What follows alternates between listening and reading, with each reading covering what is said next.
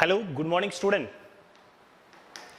Today we are going to start the chapter number 2 of the first lecture. Chapter number 2 का first lecture अपन start कर रहे हैं. बहुत important chapter है. Definitely हर बार 5 marks का question यहाँ से बनता है बोर्ड एग्जाम के अंदर. नीट के अंदर देखें तो हर टॉपिक में से क्वेश्चन आते हैं. क्वेश्चन कैसे आते हैं उसको साथ साथ अपन डिस्कस करते रहेंगे. चैप्टर का नाम है sexual reproduction in flooring plants. Sexual reproduction in flooring plants यानी फ्लोरिंग प्लांट्स जो है, यानी अपन बात करें एंजियोस्पर्म की बात करें, फ्लोरिंग प्लांट्स है उसके अंदर सेक्सुअल रिप्रोडक्शन कैसे होता है. रिप्रोडक्टिव जो पार्ट होता है प्लांट्स का वो आपका फ्लावर होता है. वेजिटेटिव पार्ट कौन से होते हैं? Stem, root and leaves. अब रिप्रोडक्टिव पार्ट है वो आपका फ्लावर है. तो फ्लावर्स के बारे में बहुत सारी चीज़ें आपने पढ़ी हैं लोअर क्लासेज के अंदर. फ्लावर्स को अपन एस्थेटिक वैल्यूज़ के अंदर यूज़ करते हैं, एज ऑर्नामेंट्स यूज़ करते हैं, है ना. अपनी फीलिंग्स को एक्सप्रेस करने के लिए अपन यूज़ करते हैं. लव है, ग्रीफ है, तो बहुत सारी चीज़ें ये तो एस्थेटिक वैल्यूज़ के अंदर आता है. लेकिन जब अपन चैप्टर के अंदर साइंटिफिक वैल्यूज़ की अपन बात करें तो फ्लावर्स होते हैं उसका पार्ट अपन स्ट्रक्चर्स अपने देखा है, जिसमें थैलेमस होता है, पेडिकल होता है. मेनली 4 इसमें पार्ट होते हैं कंप्लीट फ्लावर जिसको अपन कहते हैं. 4 पार्ट्स के अंदर अपना फर्स्ट आता है calyx, second Corolla and androecium and gynoecium. Calyx आता है उसमें वॉल ऑफ सेफल्स आता है, उसको कंबाइंडली अपन कैलिक्स के नाम से जानते हैं. Corolla walls of petals. फिर एंड्रोसियम जिसमें वॉल ऑफ आपके स्टैमेंस आते हैं जो मेल पार्ट को इंडिकेट करता है, और गाइनोसियम जो फीमेल पार्ट को इंडिकेट करता है, वॉल ऑफ द फिस्टिल और द कार्पेल. ये सारी चीज़ें आपने 10th क्लास में पढ़ी है, बेसिक चीज़ें जो अपन अभी जस्ट रिवाइज कर रहे हैं. अब अपन सबसे फॉरमोस्ट जो इंपॉर्टेंट चीज़ है जो आपके मेल गैमेटोफाइट और जो फीमेल गैमेटोफाइट्स हैं उसको अपन पढ़ने वाले हैं चैप्टर के अंदर. वैसे ही जो अपन ने बेसिक डिस्कशन फर्स्ट चैप्टर के अंदर किया था वही चीज अपन डिस्कस करेंगे. Pre fertilization event, fertilization and then post fertilization events के बारे में अपन स्टडी करेंगे. तो प्री फर्टिलाइजेशन इवेंट्स होगी तो उससे पहले उसके अंदर अपन जो मेल गैमेटोफाइट और जो फीमेल गैमेटोफाइट है उसकी स्ट्रक्चर्स वगैरह के बारे में स्टडी करेंगे. तो सबसे पहले अपन स्टार्ट करते हैं स्टामेन. स्टामेन कौन सा पार्ट है? मेल पार्ट है. तो सबसे पहले अपन बात करेंगे स्टामेन की. देखिए एक जो फ्लावर होता है उसके अंदर मेल पार्ट होता है वो स्टामेन होता है. स्टामेन की यदि अपन बात करें तो स्टामेन के अंदर क्या होता है? स्टामेन है उसके 2 पार्ट्स होते हैं. फर्स्ट वन आपका होता है एक फिलामेंट, लॉन्ग स्लेंडर स्टार्च होती है. वो आपका जो फिलामेंट है नीचे पेडिकल के साथ अटैच होता है या फिर आपका पेटल्स के साथ अटैच होता है. राइट. ऊपर की तरफ अपन देखें तो फिलामेंट है अपर पार्ट के अंदर. उसके अंदर कौन सी स्ट्रक्चर होती है? उसके अंदर एंथर होता है. एंथर आपका देखें तो बाइलोब स्ट्रक्चर्स होती है. एंथर की कैसी होती है? बाइलोब्ड स्ट्रक्चर्स होती है, यानी इसके अंदर 2 लोब अपन को देखने को मिलते हैं. Anther is bilobed structure. Anther के अंदर 2 लोब स्ट्रक्चर्स होती हैं और उस 2 लोब के अंदर यानी आप ये कह सकते हैं कि ये इसका फर्स्ट लोब हो गया, ये इसका सेकेंड लोब हो गया. 2 लोब जो स्ट्रक्चर्स होती है उसके अंदर 2 थीका होती हैं, 2 मेम्ब्रेन्स होती हैं, 2 चैम्बर्स होते हैं अलग अलग. That's why it is called dithecous. ये पर्टिकुलर टर्म्स है डाइथीकस अपन इसके लिए यूटिलाइज कर रहे हैं. अब अपन बात करें कि एंथर के अंदर अपन बात करें 2 थीका होती हैं तो इस वजह से डाइथीकस के नाम से जानते हैं. और इसके अंदर 4 साइड होती हैं, 1 2 3 4. ये 4 साइडेड होती हैं तो इसको अपन टेट्रागोनल साइड भी कहते हैं. 4 कॉर्नर्स होते हैं, टेट्रागोनल कॉर्नर के नाम से या टेट्रागोनल साइड्स के नाम से जानते हैं. हर एक जो टेट्रागोनल जो साइड है उसके अंदर क्या होता है? माइक्रोस्पोरेंजिया होती है. क्या होती है? माइक्रोस्पोरेंजिया होती है. एक microsporangia, second, third and fourth microsporangia होती है. बात समझ में आ रही है? माइक्रोस्पोरेंजिया जो होती है वो फर्दर डेवलप होकर के किस में कन्वर्ट हो जाती है? पोलन सेक के अंदर कन्वर्ट हो जाती है. और उस पोलन सेक के अंदर ही आप क्या क्या बनते हैं? पोलन ग्रेन्स बनते हैं. कुछ चीज़ें हैं जो सीक्वेंस में चलेगी, उसमें आपको कंफ्यूज होने की जरूरत नहीं है. ध्यान से सुनिएगा, मैं आपको वापस फ्लावर से लेकर के चलता हूँ. फ्लावर था, मेल पार्ट अपन ने लिया स्टामेन. स्टामेन के अंदर थ्रेड लाइक स्ट्रक्चर्स आपका फिलामेंट था और उसके बाद आपका जो पार्ट था वो क्या था? आपका एंथर था. ठीक है. अब एंथर की अपन स्ट्रक्चर यदि काटें तो उसके अंदर क्या होती है? 4 कॉर्नर्स अपन को दिखाई देते हैं, that is called tetragonal structure. Tetragonal structure का मीनिंग 1 2 3 4 ये स्ट्रक्चर्स आपको दिखाई देती है. बात समझ में आएगी? हर एक जो स्ट्रक्चर है जो टेट्रागोनल है, हर एक जो कॉर्नर है उसके अंदर क्या होता है? एक माइक्रोस्पोरेंजिया होती है. कितनी होती है, 1 माइक्रोस्पोरेंजिया होती है। तो टोटल कितने कॉर्नर हो गए, 4 कॉर्नर। तो टोटल कितनी माइक्रोस्पोरेंजिया होगी, 4 माइक्रोस्पोरेंजिया होगी। बात समझ में आ गई। 4 माइक्रोस्पोरेंजिया जो है वो डेवलप होकर के आगे पोलन सेक बनाएगी, एक कवरिंग बनाएगी, उसको अपन पोलन सेक कहेंगे। और उसी पोलन सेक के अंदर क्या बनेंगे, आपके पोलन ग्रेन्स बनेंगे। बात समझ में आ गई। तो स्टामन लिया अपने, स्टामन के अंदर एंथर था, एंथर के अंदर क्या लिया अपने, माइक्रोस्पोरेंजिया। और माइक्रोस्पोरेंजिया किस में कन्वर्ट हो जाएगी, पोलन सेक में कन्वर्ट हो जाएगी, और वो क्या बनाएगी, पोलन ग्रेन्स में कन्वर्ट हो जाएगी। अब अपन स्ट्रक्चर की बात करते हैं, टीएस ऑफ एंथर की बात करते हैं। एंथर का जब अपन ट्रांसवर्स सेक्शन काटते हैं, एक होता है एलएस लॉन्गिट्यूडनल सेक्शन, एक होता है ट्रांसवर्स सेक्शन। ट्रांसवर्स सेक्शन काटते हैं तो इसके अंदर मेनली अपन को 4 लेयर्स दिखाई देती है। How many layers are there, 4 layers are there. सबसे बाहर outer membrane that is called epidermis, ध्यान से समझना डायग्राम। सेकंड जो है ये लेयर दिख रही है एंडोथीसियम, और अंदर जो है मिडल लेयर, और फोर्थ होती है tapetum. Generally 4 layers are there, epidermis, endothecium, middle layer और टेपिटम। इसको सीक्वेंस में ही आपको याद रखना है। सबसे बाहर होगी आपकी एपिडर्मिस, उसके अंदर होगी एंडोथीसियम, और उसके अंदर होगी मिडल लेयर, और सबसे इनरमोस्ट जो होगी वो आपकी होगी tapetum. Epidermis, endothecium and middle layer, ये जो होती हैं इनका फंक्शन मेनली क्या होता है, प्रोटेक्टिव फंक्शन होता है। ये प्रोटेक्शन का काम करती हैं, आउटर मोस्ट मेम्ब्रेन्स होती हैं, that's why it is in protective mode. ये प्रोटेक्शन में हेल्प करती है, और हेल्प करती है एंथर के डेहिशेंट होने में।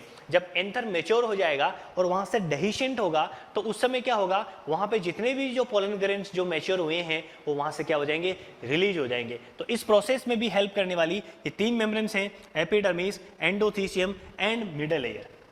बात अपन करें 4th लेयर टेपिटम की, तो आप देख सकते हैं ये टेपिटम वाली जो लेयर्स है, टेपिटम लेयर क्या होती है, अंदर की तरफ होती है, और इसके अंदर क्या होता है, स्पोरोजिनस टिश्यू होता है। और हर एक स्पोरोजिनस टिश्यू यानी उस टिश्यू के अंदर नंबर ऑफ क्या होती है, अपने पास सेल्स होती हैं, होमोजिनस सेल्स होती हैं। और उस सेल्स को अपन किस नाम से जानते हैं, माइक्रोस्पोर मदर सेल के नाम से जानते हैं। किस नाम से जानते हैं, माइक्रोस्पोर मदर सेल। इसको अपन ये भी कह सकते हैं, पोलन मदर सेल भी कह सकते हैं, पोलन मदर सेल।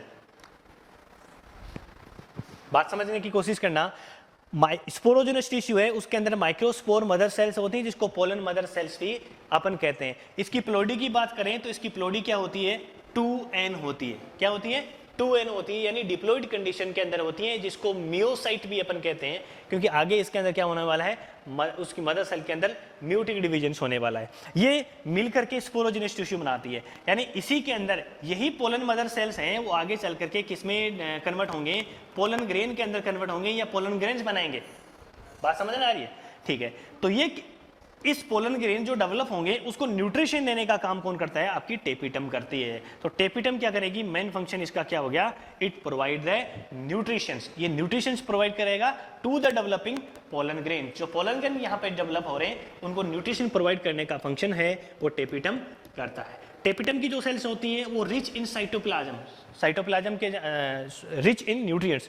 इसके साइटोप्लाज्म के अंदर डेंस साइटोप्लाज्म होता है, और न्यूट्रिशन जो होता है वो बहुत ज़्यादा अमाउंट में होता है। अब न्यूट्रिशन जरूरी भी है, क्योंकि यहाँ पे स्पोरोजिनस टिश्यू है, उसके अंदर जो पोलन मदर सेल्स है या माइक्रोस्पोर जो मदर सेल्स है वो न्यूट्रिशन एक्सेप्ट करेगी। कहाँ से, टेपिटम से एक्सेप्ट करेगी। बात यहाँ तक समझ में आ गई, ठीक है।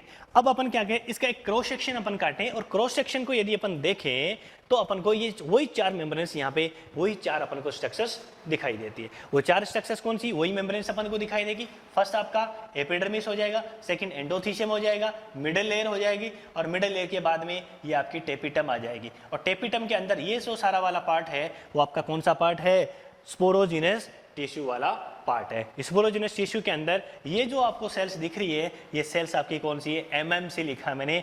एमएमसी का मीनिंग है माइक्रोस्पोर मदर सेल या पोलन मदर सेल्स।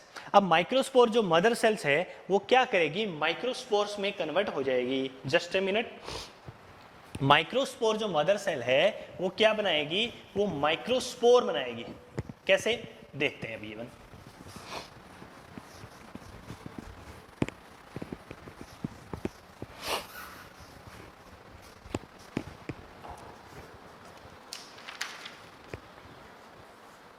यस,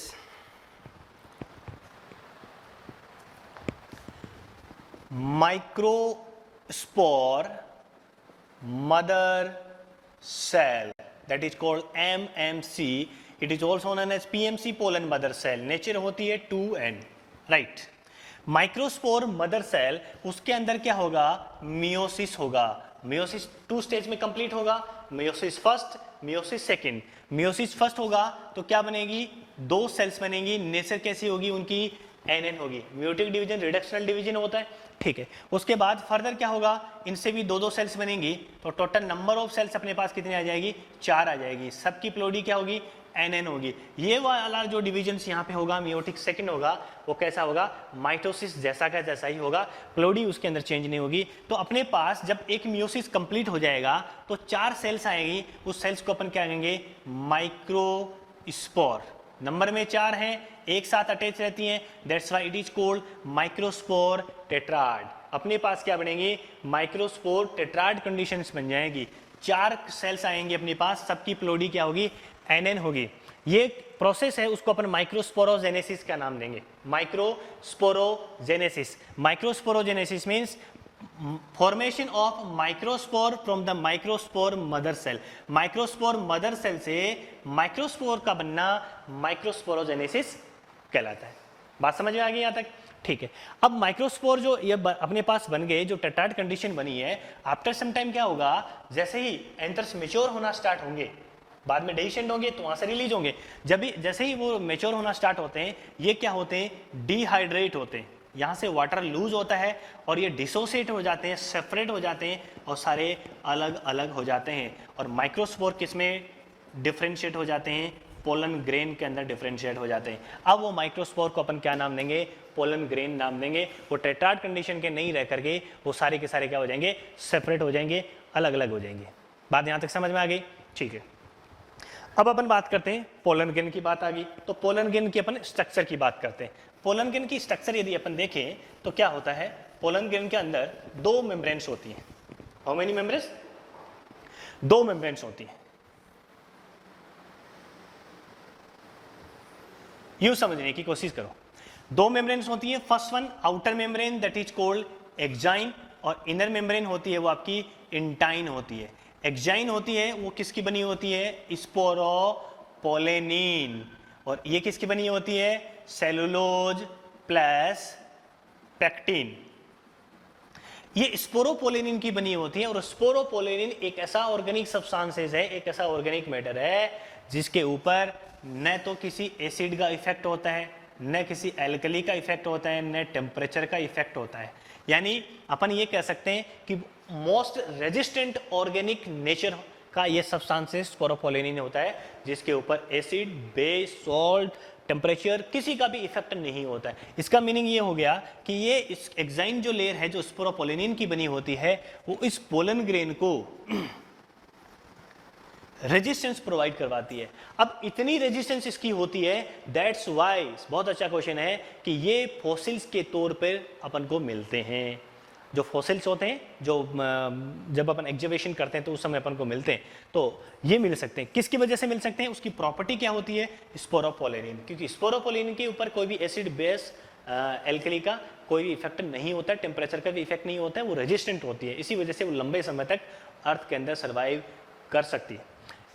ये बात हुई एक्साइन की. एक्साइन की यदि अपन बात करें तो ये लेयर जो होती है एक कंटिन्यूस नहीं होती, एक जगह ऐसी होती है वहां पे उसमें थोड़ा सा अपर्चर, एक पोर होता है. That pore is called germ pore. उसी को अपन क्या कहते हैं, जर्म पोर के नाम से जानते हैं. बात आ गई समझ में. अब बात करें अपन इंटाइन की. इंटाइन जो लेयर होती है वो इंटरनल लेयर होती है, कंटिन्यूस लेयर होती है. क्या होती है, कंटिन्यूस लेयर होती है. और किसकी बनी होती है, सेलुलोज और पैक्टिन की बनी होती है. बात समझ में आ गई, सेलुलोज और पैक्टिन की बनी होती है. तो ये इसकी स्ट्रक्चर के बारे में था. पोलन ग्रेन्स अपन ने देखे, 2 मेम्ब्रेन्स होती हैं, एक्साइन होती है, सेकंड इंटाइन होती है. Exine is made up of sporopollenin. Sporopollenin is resistant to acid, base and temperature. किसी का इसके ऊपर कोई भी इफेक्ट नहीं होता है. इंटाइन की बात करें, intine is made up of cellulose and pectin. Cellulose और पैक्टिन होता है, इतना हार्ड सब्सटेंसेस नहीं होता है एज कंपेयर टू स्पोरोपोलेनिन. और ये कंटिन्यूस लेयर्स होती है. अब अपन बात करें जब पोलन ग्रेन्स मेच्योर होने लग जाते हैं तो इसके अंदर क्या होता है, डिविजन्स होने के बाद इसमें दो टाइप की सेल्स हो जाती है, यानी दो सेल्स बन जाती है। न्यूक्लियस से उसका डिवीजन हो जाएगा, दो सेल्स इसके अंदर बन जाएगी, एक बड़ी सेल बनेगी और एक क्या बनेगी, छोटी सेल बनेगी। मोस्टली जब पोलन ग्रेन्स जब एंथर डाइसेट होते हैं, पोलन ग्रेन्स वहां से रिलीज हो जाते हैं, तो मोस्टली 60% जो क्या होते हैं कि ये 2 सेल्ड स्टेज के अंदर वहां से रिलीज होते हैं पोलन ग्रेन्स। 2 सेल होती है, उसमें फर्स्ट जो सेल्स होती है वो आपकी होती है वेजिटेटिव सेल। कौन सी सेल होती है, vegetative cell, that is large cell, irregular septa nuclei, number of nucleus होते हैं, एंड फूड रिजर्व इसके अंदर होता है। 3 चीज है, ध्यान से सुनना, लार्ज सेल होती है, इरेगुलर सेप्ट न्यूक्लियस होता है, डेंस साइटोप्लाज्म होता है, और न्यूट्रिशन जो फूड होता है वो इसके अंदर रिजर्व होता है। इसकी अपन बात करें, सेकंड सेल होती है, that is called generative cells. इसका नाम क्या होता है, जनरेटिव सेल्स होती है। ये जो जनरेटिव सेल्स होती हैं उसमें एक न्यूक्लियस होता है, साइटोप्लाज्म होता है, ठीक है, और स्मॉल सेल होती है, ठीक है, इसके कंपैरिजन में तो 2 सेल्स होगी। लेकिन जो 40% जो सेल्स की अपन बात करें, 40% में क्या होती है, 3 सेल्ड स्टेज आती है, 3 सेल्ड स्टेज। 3 सेल स्टेज में क्या होगा कि जो जनरेटिव सेल्स है उसी के अंदर क्या होगा, डिविजन्स होंगे और उसके अंदर 2 न्यूक्लियस बन जाएंगे जिसको अपन 2 मेल गैमेट के नाम से जानेंगे। जनरेटिव सेल, ध्यान से सुनना, जनरेटिव सेल डिवाइड होकर के 2 सेल में कन्वर्ट हो जाएगी, या अपन ये कह सकते हैं इसके अंदर 2 न्यूक्लियस बन जाएंगे और वो दोनों न्यूक्लियस को अपन क्या नाम देंगे, मेल गैमेट का नाम देंगे। ये जो मेल गैमेट यानी जनरेटिव सेल के जो मेल गैमेट्स होते हैं एक्चुअल फर्टिलाइजेशन के अंदर यही हेल्प करते हैं। कि जो 2 मेल गैमेट होते हैं, आगे अपन जब मेगा स्पोरोजेनेसिस पढ़ेंगे तो उसके अंदर ओव्यूल के अंदर स्ट्रक्चर्स देखेंगे, वहां पे दोनों मेल गैमेट्स अलग अलग फर्टिलाइजेशन करेंगे, 2 बार फर्टिलाइजेशन करेंगे, एक बार एक मेल गैमेट करेगा, फिर ऊपर जाकर के सेकंड मेल गैमेट करेगा, that's why it is called double fertilization. इसमें डबल फर्टिलाइजेशन अपन पढ़ेंगे, बात समझ में आ गई। फिर आपकी ये जो वेजिटेटिव सेल्स होती है, जो बड़ी सेल्स होती है, ये इसके अंदर पार्टिसिपेशन नहीं करती, इसका न्यूक्लियस का भी फ्यूजन कहीं भी नहीं होता है। इसके अंदर वो पोलन ट्यूब बन जाएगी, पोलन ट्यूब से वो मूव करके चाहिए। ये तो आगे के अपन पोलन फिस्टिल पोलन इंटरेक्शन होगा, उसके अंदर अपन डिटेल के साथ पढ़ेंगे। तो ये था आपके पोलन ग्रेन के बारे में, इसकी स्ट्रक्चर के बारे में, इसकी सेल्स के बारे में, वेजिटेटिव सेल्स और जनरेटिव सेल्स की बात करें। उसके बाद अपन बात करते हैं पोलन ग्रेन्स होते हैं वो मोस्टली क्या करते हैं, आजकल एलर्जी क्रिएट करते हैं, है ना, एलर्जिक प्रॉब्लम भी होती है, ब्रोंकाइटिस प्रॉब्लम भी होती है। Most of the flowers pollen grains cause the allergy, bronchitis problems, है ना, इसकी वजह से हो सकती है, लंग के अंदर इन्फेक्शन वगैरह हो सकता है, कंटिन्यूस उसी एनवायरनमेंट में रहें तो अपन ब्रोंकाइटिस की प्रॉब्लम, अस्थमा, है फीवर वगैरह हो सकता है।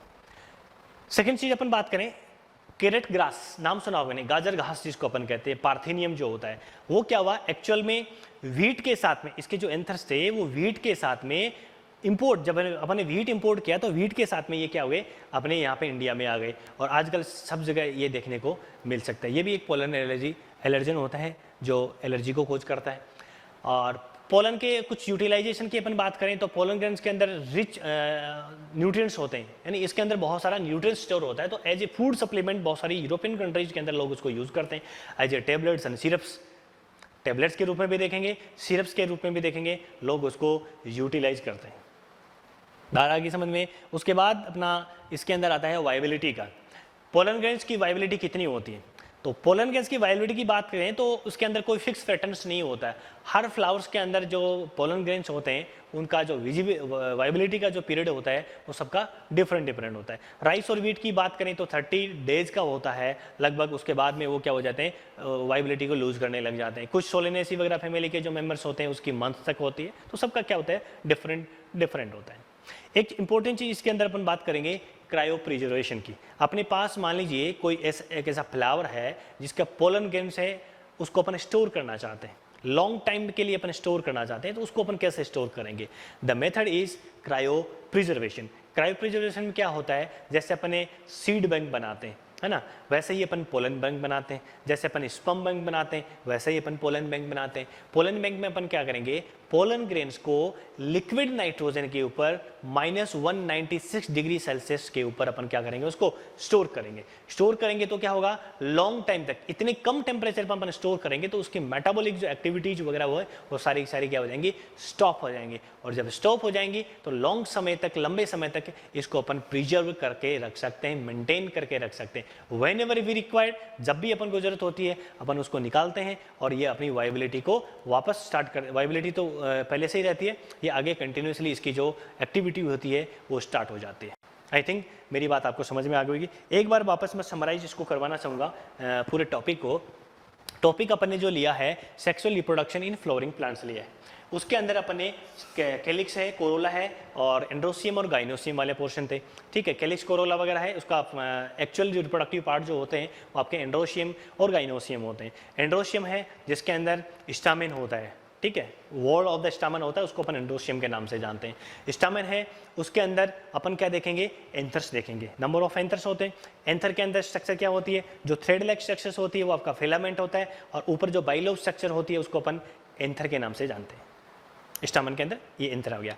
फिर एंथर के अंदर की अपन स्ट्रक्चर देखेंगे तो अपन यहाँ पे स्ट्रक्चर देखी थी जिसमें अपन बाइलोब स्ट्रक्चर थी, डाइथिकस अपन कहते हैं, 2 थिका होती हैं इसके अंदर। फिर टेट्रागोनल साइड होती हैं, 4 साइड होती हैं जिसके अंदर 4 माइक्रोस्पोरेंजिया होती हैं। यानी अब हम बात कर रहे हैं कि एंथर के अंदर क्या हो गए, माइक्रोस्पोरेंजिया हो गए। माइक्रोस्पोरेंजिया जो है वो आगे किसके अंदर डेवलप हो जाएंगे, डिफरेंशिएट हो जाएंगे पोलन सेक के अंदर, जिसके अंदर पोलन ग्रेन बनेंगे।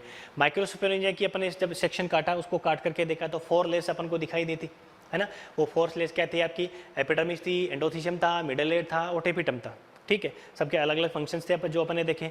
फिर आपका जो टेपिटम है उसके अंदर स्पोरोजेनस टिश्यू था, स्पोरोजेनस टिश्यू के अंदर आपकी एमएमसी थी, माइक्रोस्पोर मदर सेल थी, और माइक्रोस्पोर मदर सेल्स डिफरेंशिएट होकर के डिवीजन्स बना करके मियोस्टिक डिवीजन्स होगा, माइक्रोस्पोर टेट्राड्स बनाएंगी, टेट्राड डिसोसिएट होंगे, फिर सेपरेट हो जाएंगे, पोलन गैस बन जाएंगे। पोलन गैस की अपन स्ट्रक्चर देखी, मेम्ब्रेन्स देखी, उसमें एक्साइन था, इंटाइन था। एक्साइन के अंदर क्या था, स्पोरोपोलेनिन था, और बाहर इंटाइन था, वो किसका बना था, सेलुलोज और पैक्टिन का बना था। जर्म बहुत उसके ऊपर था, इनकंटिन्यूस मेम्ब्रेन थी, किसके ऊपर, एक्साइन के ऊपर, और आपकी ये कंटिन्यूस मेम्ब्रेन थी। उसके बाद अपन बात करें इसके अंदर सेल की, तो generative cell, vegetative cell 2 cells होती हैं जब मेच्योर होता है।